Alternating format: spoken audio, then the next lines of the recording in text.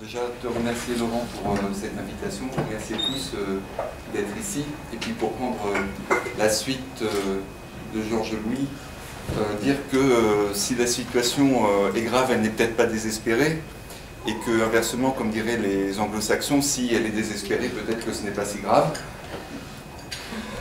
Généralement, on termine les présentations par des ouvertures. Alors, je ne vais pas être très long, mais je préfère faire mes ouvertures tout de suite. Mes ouvertures sur l'actualité de la recherche et de là où nous mène un peu ce dont je vais vous parler. Alors, signaler un appel en cours, alors je me trompe, je rajoute des mots qui n'y sont pas. C'est une lettre de commande de notre ministre à François Tadei, qui dirige le centre de recherche interdisciplinaire. Qu'est-ce qui me manque? Chlorophylle, bien sûr. Alors je la mentionne parce que tous les Français sont appelés à exprimer leur point de vue sur la question. C'est quelle pédagogie pour l'école demain? Alors zut, c'est pas ce sur quoi je suis arrivé là tout à l'heure. C'est l'enseignement agricole. Oui, alors c'est quand même pollen, mais... C'est en infodoc, c'est le film Chlorophylle, effectivement, qui peut éventuellement vous intéresser sur les questions de numérique éducatif. Bon, alors il y a ça déjà, mais je voulais aussi montrer quelque chose de... Alors je vais faire autrement.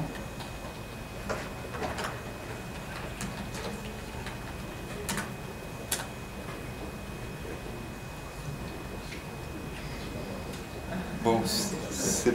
Ah, peut-être je fais... Non, c'est pas lui. Bon, écoutez, donc je vous encourage à voir cette manifestation, si vous la retrouvez. Et ce que je vais vous présenter aujourd'hui est dans la lignée directe de la journée d'études que j'avais montée l'an dernier, dont les actes vidéo et techniques sont en ligne grâce à Paolo, ici présent, sur le réseau TerraHN, donc réseau scientifique de recherche et de publication. Alors je le mentionne, outre l'intérêt de pouvoir retrouver les vidéos et certains documents de l'an dernier, par le fait que c'est un peu un appel que je vous propose, si vous le souhaitez. Donc je suis responsable de ce programme hébergé. Hébergé, c'est-à-dire peuvent venir s'agréger les personnes qui le souhaitent autour de ces thématiques, humanisme, éducation, technologie et faits sociaux. Et c'est ici donc que vous retrouverez les documents, ça a été fait ce week-end, mis en ligne avec les différentes pré-AO et les vidéos qui ont été collectées, tout ceci grâce à l'aide technique de mon ami Jérôme Valuy. Alors, j'en viens tout de suite à ma présentation. Et donc, pédagogie numérique, les points trop souvent oubliés. Et avant de... Enfin, pour la commencer, cette présentation, je voudrais repartir de quelques-unes des notions et des concepts qui ont été vus par les intervenants précédents.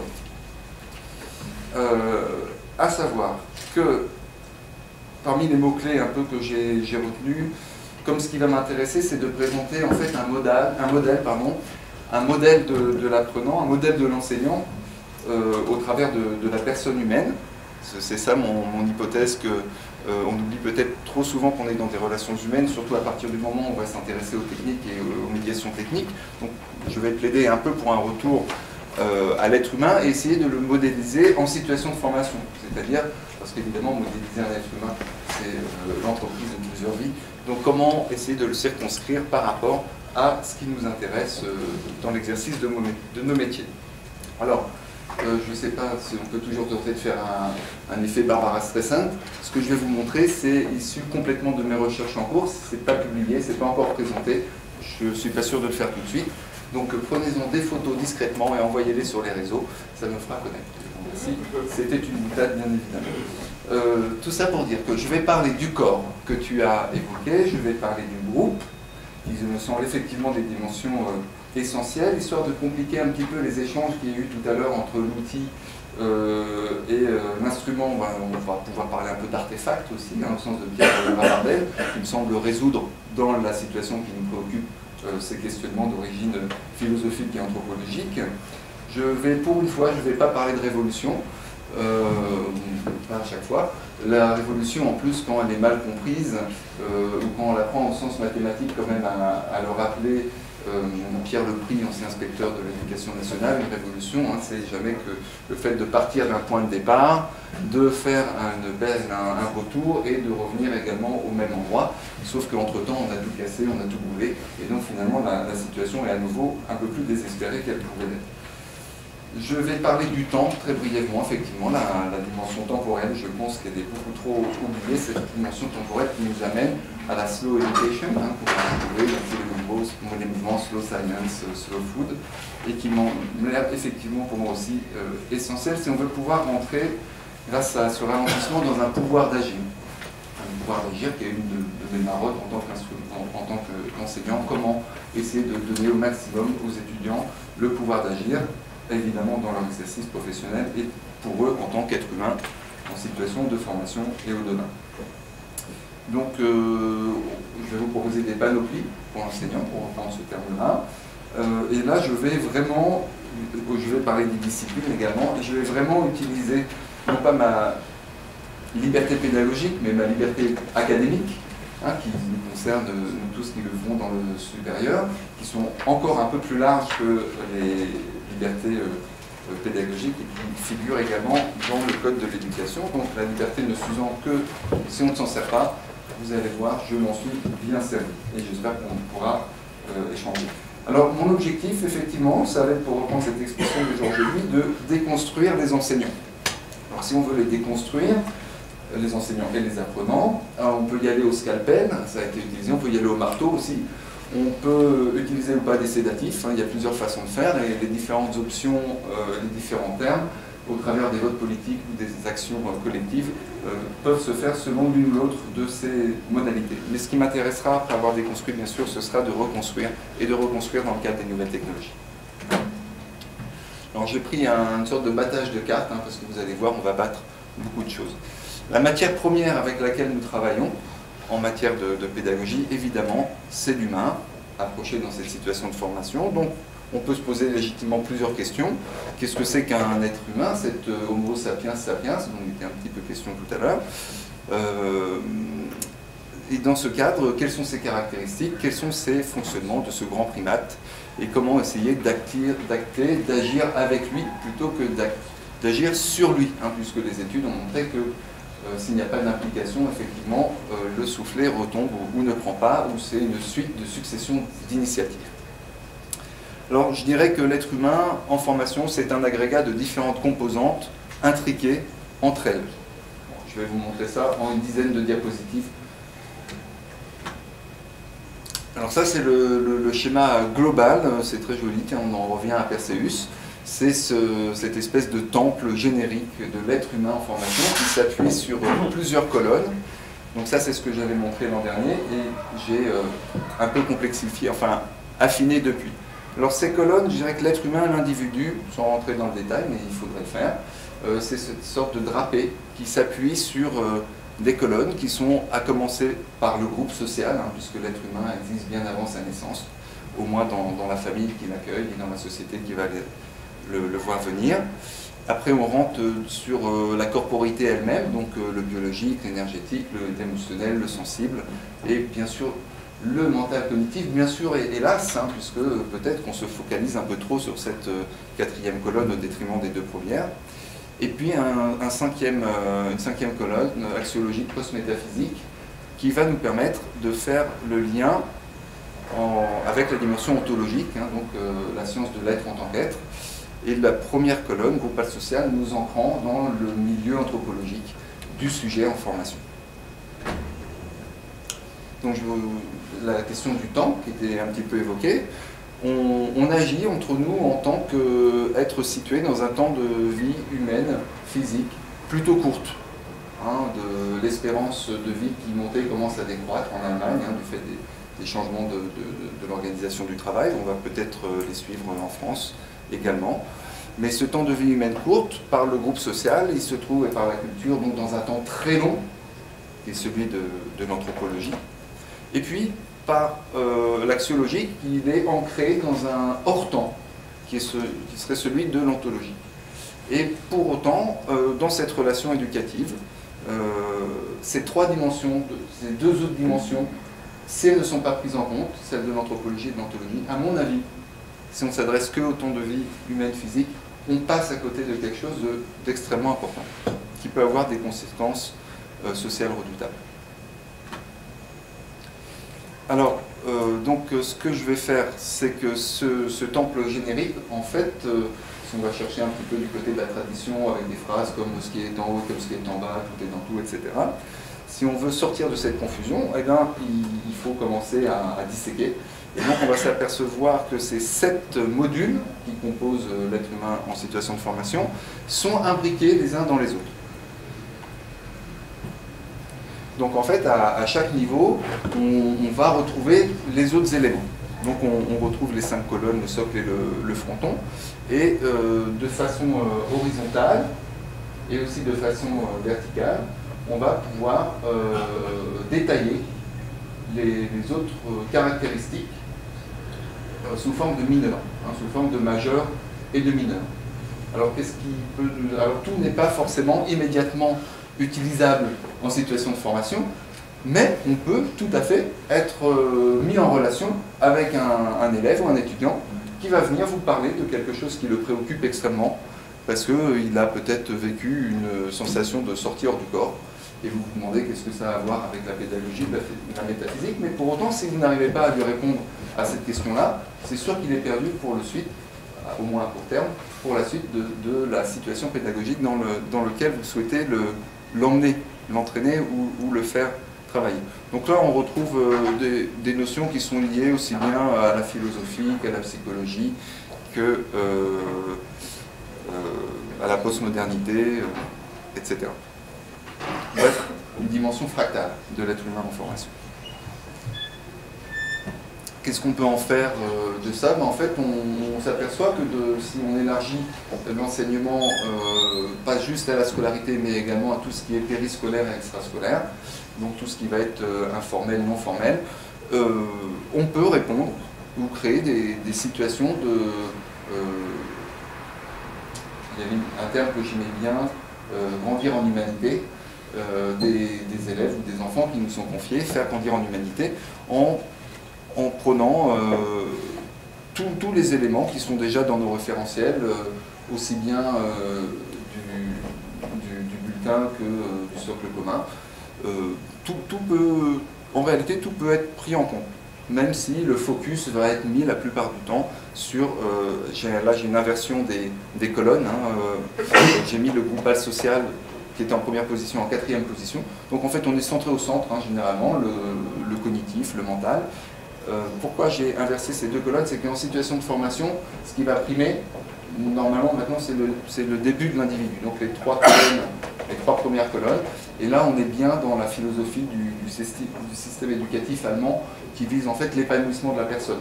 En première priorité, c'est l'épanouissement de la personne. C'est pas l'acquisition de savoir ou de compétences. Et ça remet absolument tout en cause, et notamment, ce qu'on va voir tout à l'heure, la gestion de l'espace. Et également l'interaction avec les élèves et les habiletés langagières. Donc ça, c'était pour l'approche par les disciplines et par la transversalité. Donc on va rentrer maintenant dans la question des pédagogies, qui nous intéresse évidemment. Alors on s'aperçoit qu'en termes de pédagogie, j'ai mis en italique celles qui n'étaient pas forcément les plus évidentes à mettre en œuvre, ni forcément les plus utiles. C'est pas complet, c'est un work in progress, ce travail, donc je l'affine à chaque fois que je le regarde. C'est pour ça que ça m'intéressait de vous le proposer pour avoir éventuellement vos retours et vos critiques. Donc beaucoup de choses sont déjà là. Après, c'est à nous de voir, dans le cadre de nos libertés pédagogiques ou académiques, qu'est-ce qu'on souhaite prendre ou pas. Par exemple, la question de l'organisation de la classe. Effectivement, on hérite d'un système qui date de 1880 qui met tout en frontal, comme c'est encore le cas dans cette amphi. Moi, j'aimerais énormément que dans cette maison, quand il y a des rénovations de salles, je demande au secrétaire général, on met en standard des salles en U, par exemple, puis avec de la moquette, et puis avec des posters, enfin des choses voilà, qui fait que quand je rentre avec des SP, j'ai pas l'impression de rentrer dans une clinique.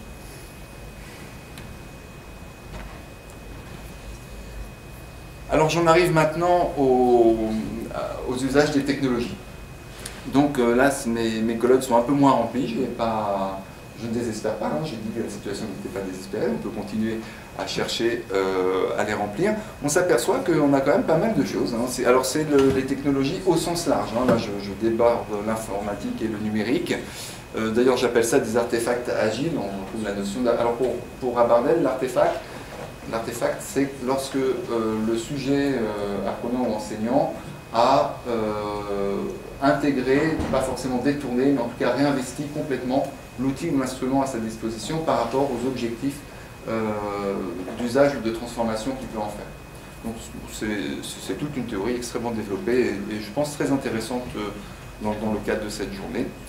Donc là aussi, il y a beaucoup de choses qui sont possibles. On s'aperçoit qu'on peut faire une lecture transversale aussi, hein, en miroir, dans un axe ou dans l'autre, de ce tableau. Alors, quelques points généraux, peut-être parfois oubliés dans la relation pédagogique, pas forcément, et donc forcément y compris en matière de TIS. Donc là, je vais faire extrêmement classique, je vais aller voir ce que nous propose l'approche humaniste qui existe probablement depuis qu'il y a des humains, et la psychologie positive en éducation qui commence à percer en France après 25 ans de présence dans les médias anglo-saxons, et qui connaît un succès absolument fulgurant, sinon auprès des institutions, auprès du public et des parents.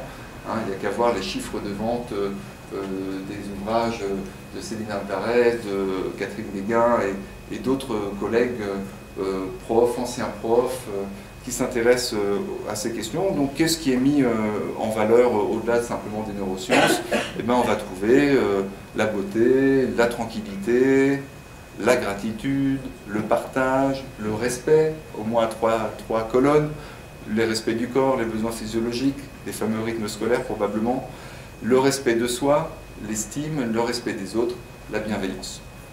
Et puis alors, je m'intéresse à l'amour, thème ancestral, et de recherche en éducation est toujours d'actualité, hein. Si on fait une recherche dans Percé ou ailleurs sur amour, eh bien en fait les références tombent, aussi bien dans les livres, comme Enseigne avec ton cœur de Christophe Marcelier, IGEN de notre institution, La révolution de l'amour de notre ancien ministre de l'Éducation, Oser le verbe aimer en éducation spécialisée d'un docteur et d'un éducateur, mais également dans les revues scientifiques, hein, puisque Ampanv sort son prochain livre sur amour et travail social, et j'ai mis dessous un petit extrait du flyer que vous trouverez sur le site de la revue. L'amour a-t-il, je ne résiste pas au plaisir de le lire, l'amour a-t-il sa place dans les institutions thérapeutiques, éducatives? C'est nous, médico-sociales. Chacun, chacune reconnaît que des rapports d'empathie, de sollicitude, d'attention à l'autre améliorent les activités de tous et la prise en charge des sujets les plus fragiles. Mais comment se situe l'amour dans cette gamme d'affects? Comment le penser et l'analyser? Faut-il, pour le rendre acceptable, le disjoindre de l'éros, évidemment, et même des autres formes de l'amour? Les contributions réunies dans ce numéro développent des approches diverses autour de ces questions. Des réflexions et des témoignages sur les différents contextes institutionnels concernés témoignent ainsi d'amour plus ou moins accepté, évidemment. C'est là où revient également la relation au corps, le toucher avec l'élève, hein, selon les cultures, en Chine, en Syrie, j'ai suivi des thèses sur ces questions-là, où les positions sont évidemment très différentes des nôtres. Alors, à quoi ça nous mène un peu ce découpage analytique?